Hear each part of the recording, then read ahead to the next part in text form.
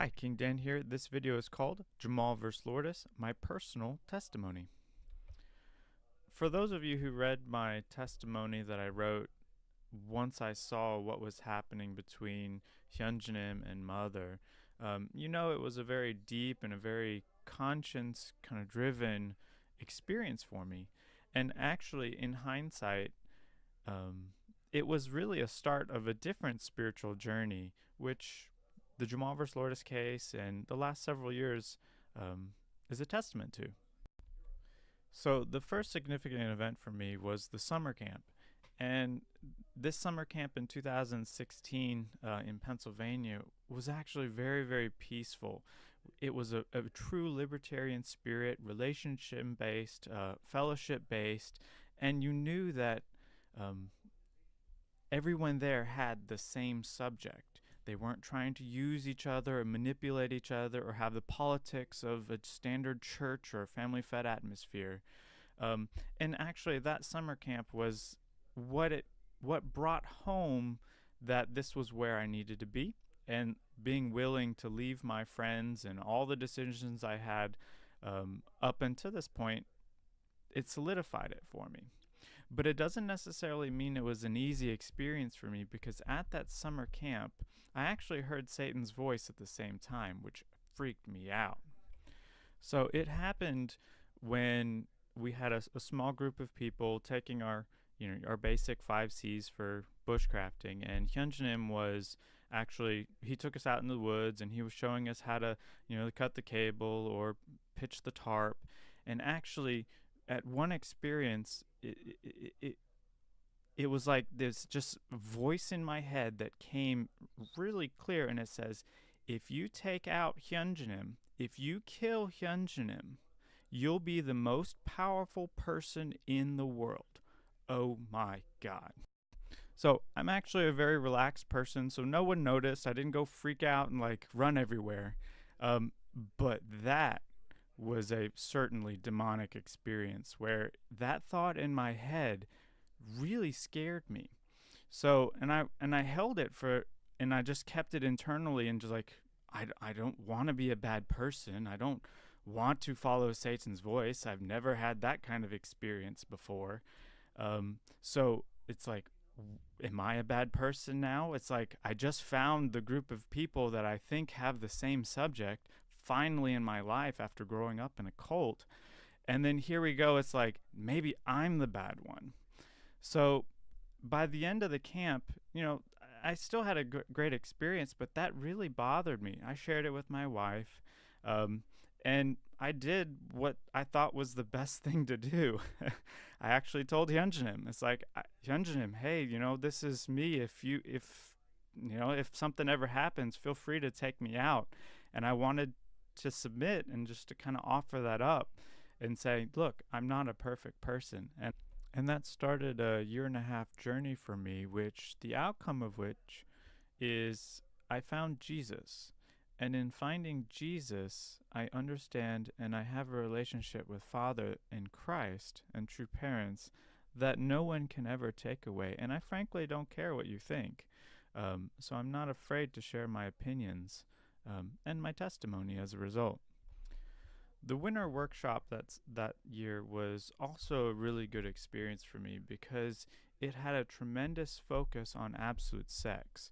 So prior to this, around the summer camp and all the way to this December, that 5 months or so was kind of an internal search for me. Who is Father? Who is Jesus? What is God of day? What is God of night? What are all these issues that up until that point I didn't actually have to grapple with, because all I did was follow my parents, or follow my conscience following my parents. So it was kind of like my own journey, my own discovery, my own focus, and my own spiritual journey by this point. And the focus on absolute sex was really an eye-opener for me, because Jamal Johnson was actually kind of the lead presenter, and it was very, very clear, and I could tie so many political parallels all the way back to absolute sex, whereas if you lose the focus of absolute sex, all the political implications are irrelevant, because everything stems from an absolute sex environment. There was one particular question and answer series where Jamal Johnson took a question, and I forgot how it got to this point, but basically he was saying, if God designed you in his image, right, and he designed you with an asshole, well, that's the mechanism God uses to take out the trash. So within the body of Christ, there also has to be a mechanism to take out the trash. And this was important for me because it was me that was feeling the insecurity. On one side, I was kind of learning about who Father was, but on the other side, it was, the shadow of that effect of maybe it's me, maybe I'm not good enough, maybe I'm the problem, maybe I'm the trash that's going to be thrown out. The end of that winter workshop was the entering of the palace ceremony, and looking back, it's like I can pinpoint that as the starting point of an establishment mindset, a Cain type atmosphere that basically descended into the fourth Adam era. Not 2 weeks after entering the palace, there was a large Facebook dispute called Make Our Church Great Again. I won't go into the specifics, but basically it was like two different perspectives. Are we actually trying to make our church great again? Or are we trying to focus on absolute sex and a true family-first atmosphere? Because if we're making our church great again, doesn't that mean we're just rebuilding Family Fed, like this organizational vision?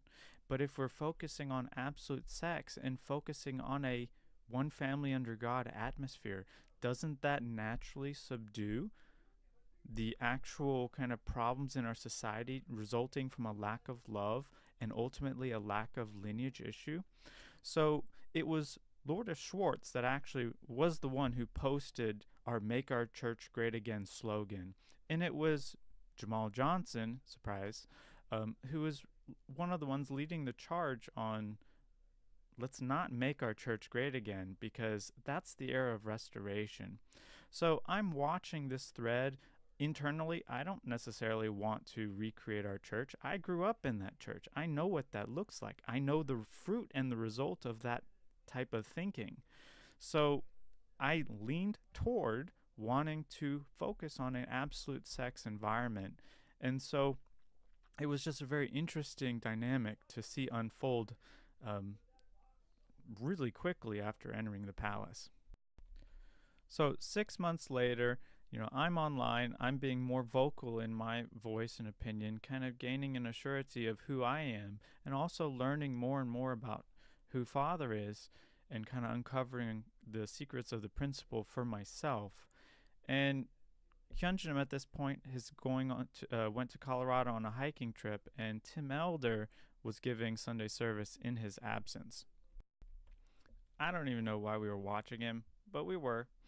And in this Sunday sermon, he demonically twists Father's words on tithing to basically create a two-tier tithing model. It's a model that lays a claim over your tithe, which is a claim over your work, your labor, which is a claim over you, which is a reversal of dominion. And again, this vision kind of scared me. It's like, are we really rebuilding Family Fed? If we rebuild Family Fed in spirit, we will recreate it in result. So I ended up sharing what I saw with a small group of people I still trusted to have the libertarian spirit. So sharing this ended up having a conversation between me and Uncle Jamal on the phone, and he just said, don't worry about the visions of all these Cain-type people. If you want a relationship with Hyunjin, just have a relationship with Hyunjin. Share and message him directly. Don't worry about ever trying to go through people who are in an archangelic position. Now, that was very, very principled advice, so if Hyunjin ever looks at his messages on Facebook, they're there. I shared exactly what I felt as I was going through in this conflict that I was going through internally myself, because I know who, that I'm a sinner too. And then a short time later, there was the Divine Principle road trip, which in hindsight, I think was entirely for me. I know I'm being selfish about that, but I really do. Cutting to the chase, I went to bed that night feeling like a tremendous internal conflict, and I couldn't tell what was God, what was Satan, what was good, what was bad, it was just all blurry. And it wasn't until about 4 or 4:30 in the morning, mind you, we went to bed at a reasonable time, that I really it was like a parting, and I understood God wanted me to quit my job and join the road trip. You could say this was a wrestling of the angel experience for me, because I was being pulled one way to follow my conscience when I understood what it was actually saying. But at the same, and even if you know me, I started the weight team here in my area, and the way I started that was just leaving on a road trip and not coming home for a month. So it was like God was saying, you've already done this. But at the same time, I was like, I don't want to leave a job. I work full time, and I felt that God was giving me this job, but he was asking me to give it up at the same time. So I had to be willing to let go of something I really didn't want to let go of. So when we woke up for Hunduke at 5 o'clock, which meant I had at max an hour of time, I shared what I had just experienced, and Uncle Jamal shared something quite profound. He says, no matter the decision, remember to take responsibility for the decision that you make, me. He also said to be careful for a two-way accusation from Satan, that Satan will try to catch you coming and going, or in my case, going and coming. So that day, as we went through the lectures, Uncle Jamal was sharing an experience of Isaac going up the mountain, and really the experience was Isaac being willing to let go of the things, his attachments, and being willing to die to serve God.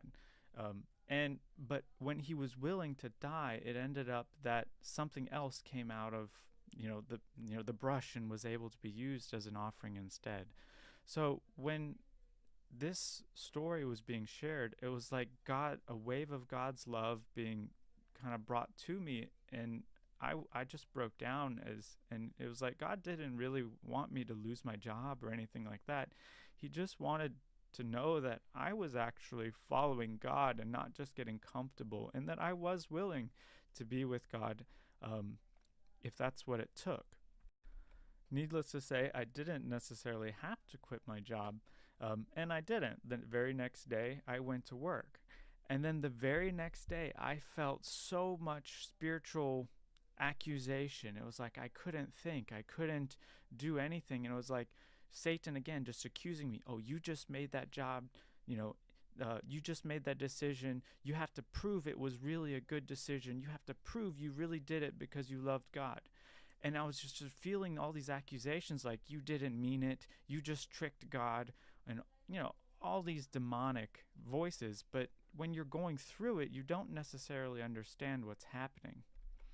And probably about 30 minutes, an hour, 2 hours, I don't remember, there was a thought in my head that said, there's this two-way accusation, but also you don't have to prove to Satan that you're a child of God. You don't have to prove anything to Satan. You don't even have to prove that you're willing to do God's work to Satan. You don't have to prove anything to Satan. When I realized that, it was like everything was clear. The spiritual atmosphere, all the accusations was gone. And it was a spiritual experience. I also left the Divine Principle road trip with a kind of an understanding that I had to shift my own personal focus away from trying to convert or to battle family fed members, but I had to really turn my attention toward what I saw was the recreation of family fed in a environment that supposedly was still supporting Father and supporting Hyunjin as the heir. So I understood that there were some kind of posts that I had to post that weren't going to make me popular, but I didn't care because I had an internal clarity um, in my own conscience of what I needed to do. And then just a short while later, that's when the Jamal versus Lourdes case hit the spotlight. I don't really remember how I became involved, and honestly, I didn't really want to be involved, and I was actually resisting it for a long while. But I ended up becoming involved because I was asked to try to make a constitutionally sound kind of argument. So let's try to make this the most principled, as best we can understand it, argument and try to honor the Constitution. So it was a stand on principle where I felt my rights were on the line.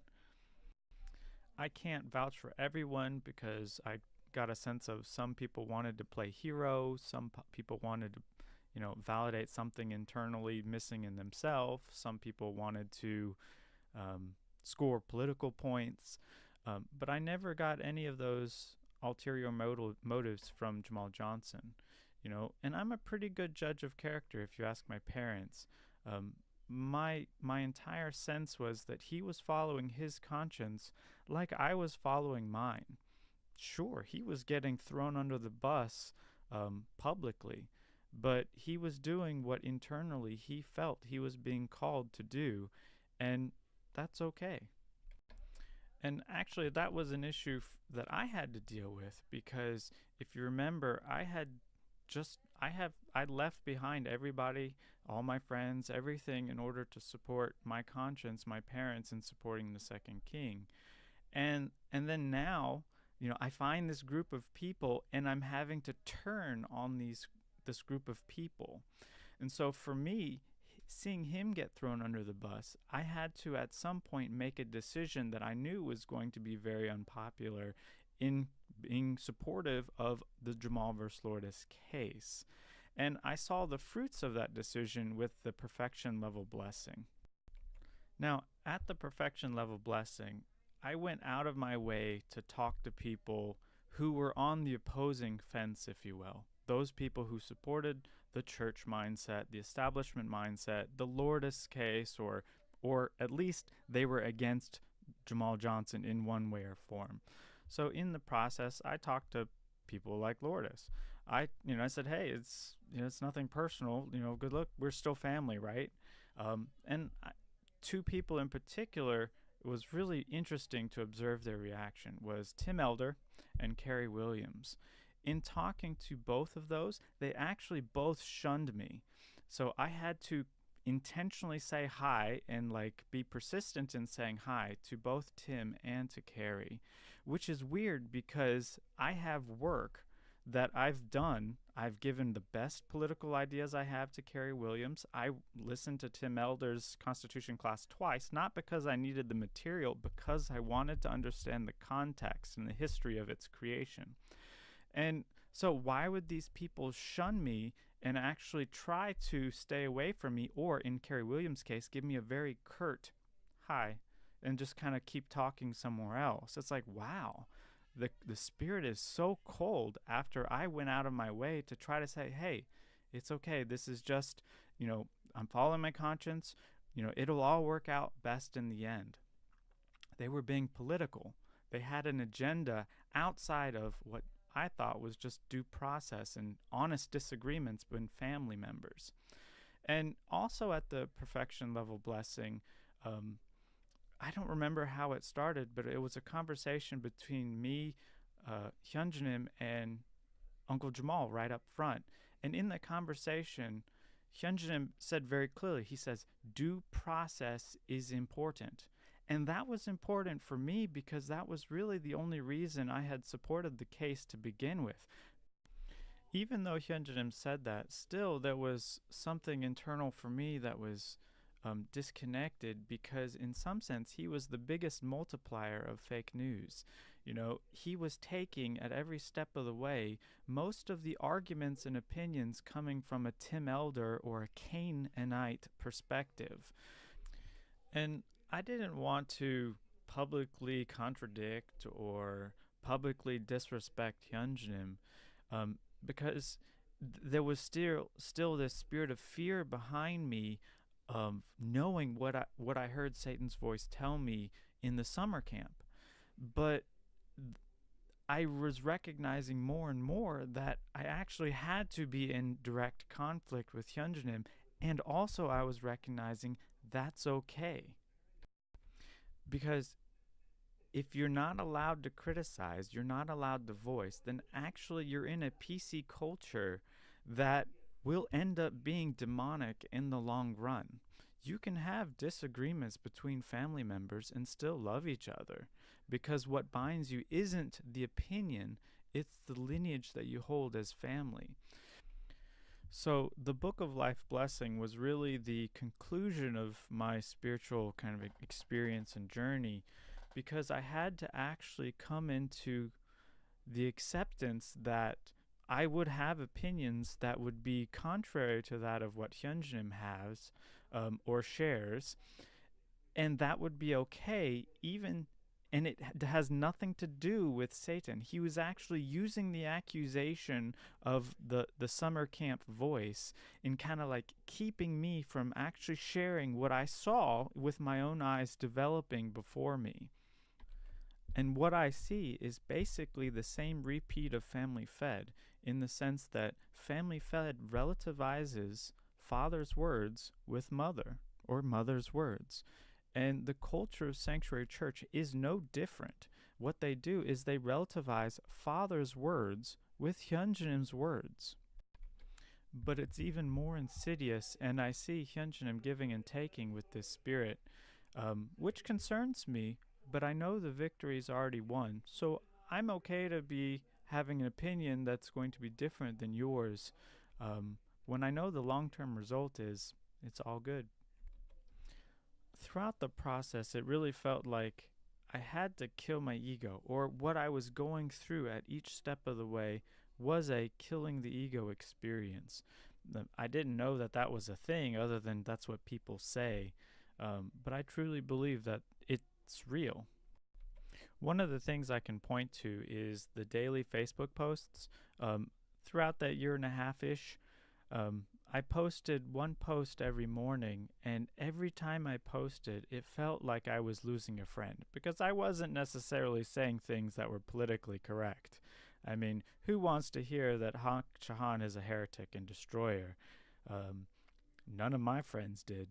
So it was those types of things, and I realized it was just a spiritual battle of relativism, that even insofar as the image of I had of myself, the image that I have my parents of me, the image of my siblings think of me, the image I have of my friends thinking of me, it didn't matter. What at the end of the day, I have to grow into the person God wants me to be. So if I take all these false idols and put their expectations on me, then I am actually relativistic in my thinking. So through that journey, I found my voice, and I found my personal relationship being completely alone with God. And in fact, when I feel God's heart, I feel God is very much alone. And especially if I look at the Facebook groups that I used to be kind of very active in participating with, they're completely relativized now. So, and this is amongst people who support Hyunjinim as the successor of Father, or these are sanctuary church members. But basically, it's like supporters of homosexual apologetics, free sex practitioners, complete statists who use the word libertarian, but it's basically fourth Adam era communism, is a good way to describe it. So it's like, if this is separating the wheat from the chaff, I might want to consider going gluten-free entirely, because God's alone when I feel God. So the next point is accepted death for a condition for the macro nation. So I don't quite remember when exactly this was. It was definitely during the Jamal versus Lourdes case, but I had an experience where every part of my body and spiritual mind, whatever, thought I was going to die. And it was a experience where I guess it was to coming out to vocally support positions that were in contradiction to what the politically correct culture of sanctuary church at the time was pushing. So it was like I went to bed that night and it was like, God, you really want me to die?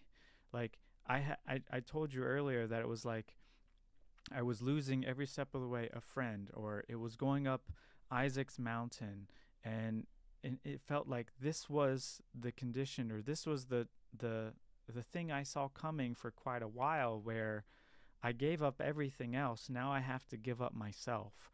And I thought for sure that I was going to die. Like every part of me thought that, physically I would be dying. I wasn't looking to die. It's just that's what I felt like going toward making this condition was going to do.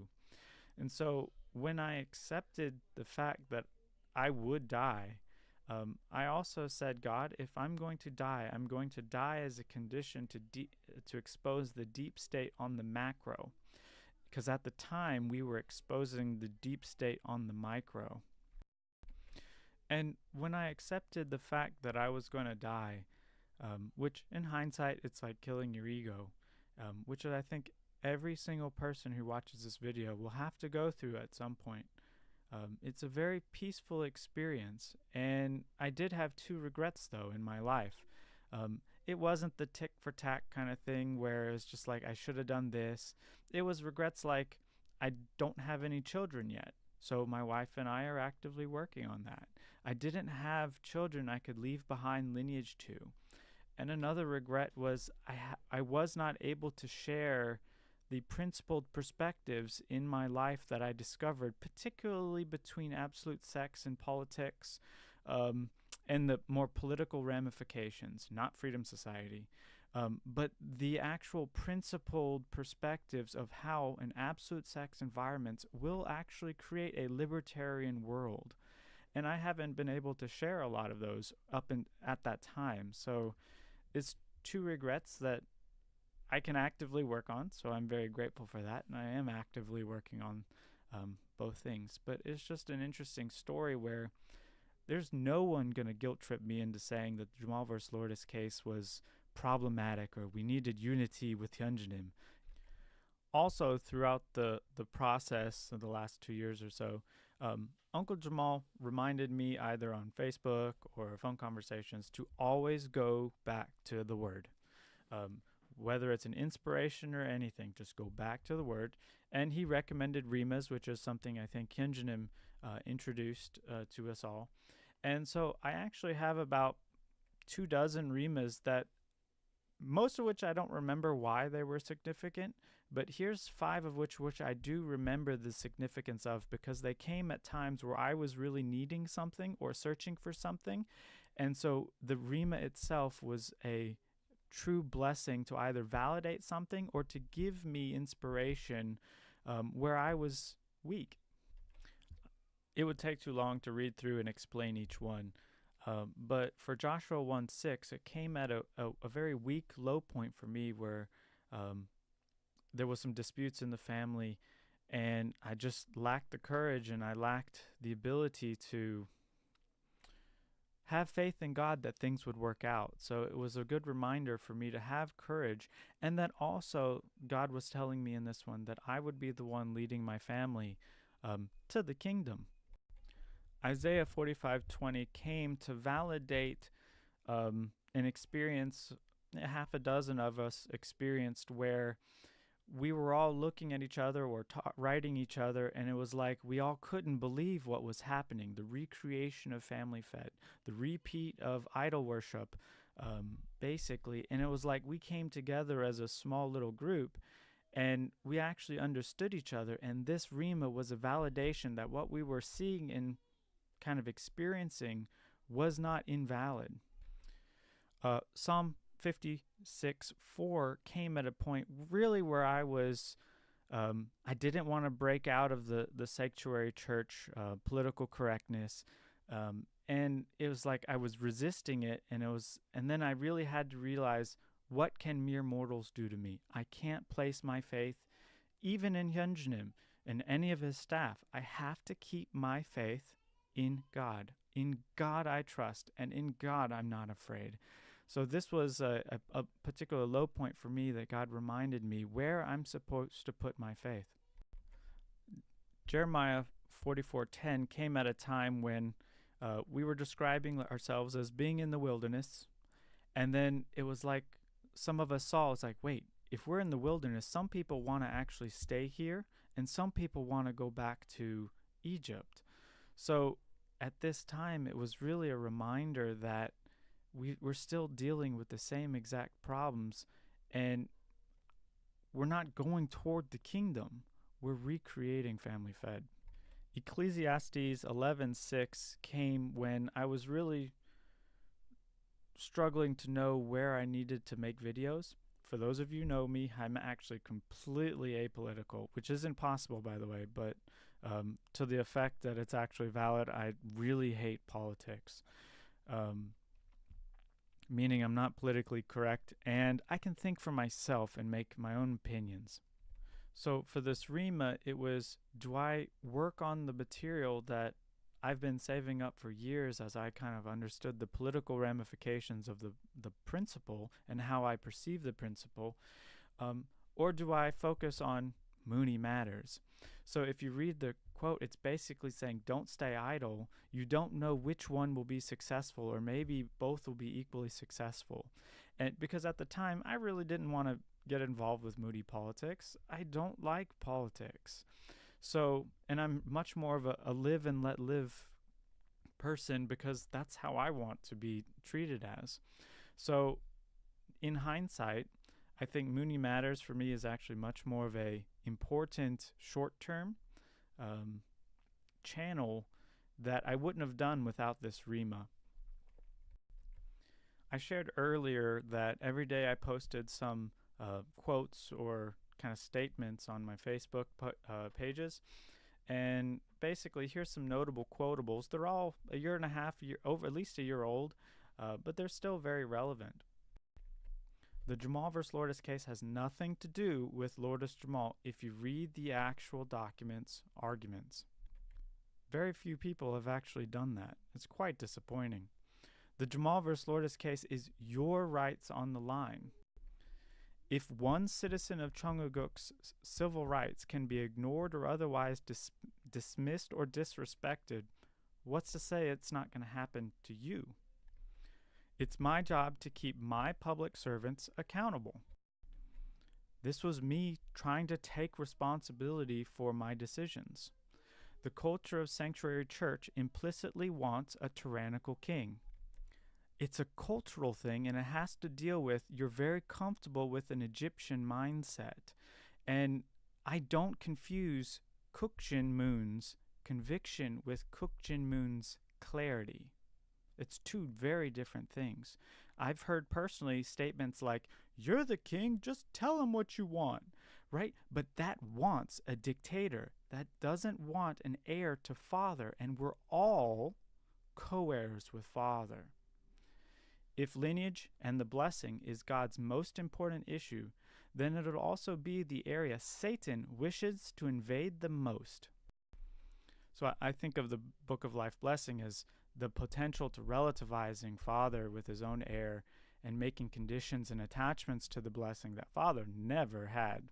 He always had a festival or something outside the sanctity of the blessing itself. Free love includes embracing, ignoring fallen nature. True love includes chastising or exposing fallen behavior. So this one is, there's a lot of people who want, we need to love each other by embracing each other, or ignoring the evil by then giving kind of seed to the evil to continue to flourish. And then they really don't like that true love is a high noon culture where your dirty laundry gets exposed if you're turning that dirty laundry as a weapon to other people. So true love includes the exposing of deep state activities. Here's some notable quotables, but more on a macro level. Moral relativism is the Luciferian language. You have to go back to what Luciferian is. God didn't say that. He defines these words as meaning something else. Just because you believe a lie doesn't make it true. It's another relativistic kind of another way to expose relativism. If you want unity when God is dividing foundations, then you're part of the problem. Right? Unity with a central figure is a important issue in the era of restoration. That is not an issue anymore. We're in the era after the coming of heaven. So unity with God is your first priority. And in fact, it looks like God's dividing foundations all over the world. So people that say we need unity with Hyunjanim or we need unity as brothers and sisters, they're actually part of the problem. When the state is your God, you will be eternally unhappy. I really like this one, but you can even replace when your church is your God, when your business is your God. The three archangels, when you place them as your God, you will never be happy because you don't actually have a relationship with God. You have a relationship with the archangel. This is one of the most impactful arguments that I find about why I'm willing to share my libertarian beliefs or my opinions is because if libertarians are wrong about politics, then you're still completely free. So I'm happy to be wrong about everything that's in this presentation. You're still free if I'm wrong. But if the church mindset, if the state mindset, if the business mindset, the statist mindset is actually wrong, then I'm a slave. So it doesn't work both ways. So when I think about things, if I'm wrong and you're free, I'm willing to take that bet versus if I'm wrong and then you're enslaved, that's usually the sign of statism in one way or the other. Selfish power is like holding sand. The harder you squeeze, the more you lose. I think this one's going to play out a little bit more in the next couple years as the whole push for a tithing or a push for a centralization, a push for a organization building mindset kind of grips and squeezes more and more. You'll find that people will walk away and realizing that they're actually completely free to do so because you're a co-heir with Christ. Pretending you don't have problems is at least one problem. This was one I kind of uncovered for myself as I was just kind of like trying to put on a pretty face and go along, be politically correct. But then I realized I couldn't do that because that in itself was a lack of sincerity. It's easy for me to kind of resonate with a vain or looking good kind of atmosphere. And at the time, that's what I was doing. I don't care anymore. Providential parallels. These are also a year, 2 years old, but they're still just as applicable today. And what it is it's a macro parallel that I saw at the time and continue to do so. So on the micro, you've got Hyunjanim and Kookjin Moon, and then on the macro, you have Trump and Pence. Basically, they both came in together, so everyone recognized and Hyunjanim as the successor. Everyone was really voting for Trump when he was running for office. But in so doing, they also have an establishment mindset person representing the old era of thinking with Kookjin Moon, and also Pence as an established big government Republican. So it makes you wonder when you see Trump kind of getting too comfortable in the White House and taking credit for a booming economy that's really just a bubble waiting to burst. You wonder if there's some parallels to that on the micro. So politically, there's the swamp in Newfoundland is macro, the swamp in DC. Well, it's easy for you to see the swamp in DC, but there's a swamp in Newfoundland too. And you can look at the type of people who don't have functioning families to see where their priorities in their life was. Sure, they'll blame it on Family Fed or something else, but father switched the era to family first in the mid-90s when Family Fed was supposed to be there. So it's still a swamp. It's a macro-micro parallel with Newfoundland being the new Champyong, so the new headquarters for all things that Satan wants to attack. Because if he can control Newfoundland, then he can control all the other places around the world that look to Newfoundland for spiritual insight versus directly from the Word. There's a deep state under Hyunjin, and there's a deep state under Trump. Now, Hyunjin said that there were 4 horsemen, right? Islam, communism, the financial banking cartel, and as well as the deep state, where 3 out of the 4 are actually external to Trump or to Hyunjin. But the one that's going to be the most problematic in the near future is the one directly under, or it's the one directly under Hyunjin or directly under Trump. Establishment-minded sanctuarians and the establishment-minded Republicans. If you look at the last 2 years, it's really not the Democrats who have caused Trump any problems in D.C. Sure, they're obstructionists, but the Republicans held both House and the Senate. So in actuality, if truth be told, the establishment mindset in the Republicans is the biggest problems and the biggest hindrance to Father's work or to a limited government mindset. It's the establishment Republicans who are the biggest hypocrites, because at least the Democrats have integrity and sincerity in believing in socialism and pushing socialism, whereas Republicans tend to give lip service to liberty, but that's about it. So in the Jamal versus Lourdes case, there was the non-factual disbursement of information, and we see on the macro it's the same thing. So there's fake news on the micro and fake news on the macro. You know, reinterpretations of Father's words, reinterpretations of what the Jamal versus Lourdes case actually did. So that's an easy example for me, but there's a lot of other examples that I see that most people don't probably see yet. So this next one, Education Department on the micro, and then on the macro, the Department of Education. It makes you wonder, like, why are we creating an education department on the micro when there shouldn't be one on the macro, right? Leave education up to the free market. Now, is this really the fault of people pushing this, you know, invalidating their own insecurity, creating another bureaucratic organizational department within Sanctuary Church? No, it's actually a problem of people giving and taking with this mindset versus taking responsibility in the free market. And that's a big key here. It's taking responsibility in the free market. If you don't have a common base with Satan, then Satan will just collapse on his own. Church bureaucracy growing, government bureaucracy growing. I know libertarians who, like Trump, want to believe that Trump is actually solving some problems in D.C., but if you look at the debt, it's fallen government is still growing in the wrong direction. So here's another micro-macro parallel. If you want the peaceful collapse of the macro, what has to happen on the micro? I do see a lot of providential parallels, and just looking back on my own kind of personal journey, it's really important to keep your faith solely in God and remain connected to God's word and follow your conscience. That's the one takeaway that I want to leave behind, is follow your conscience no matter where that leads you.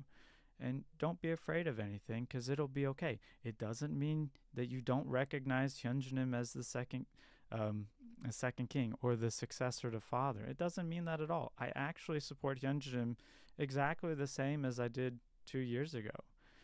I just don't believe, and I don't put my faith in something that's not actually principled in nature. You don't have to believe me. You don't have to believe this testimony, but this is my testimony, not yours. And this was my conscience, and I followed my conscience, not you.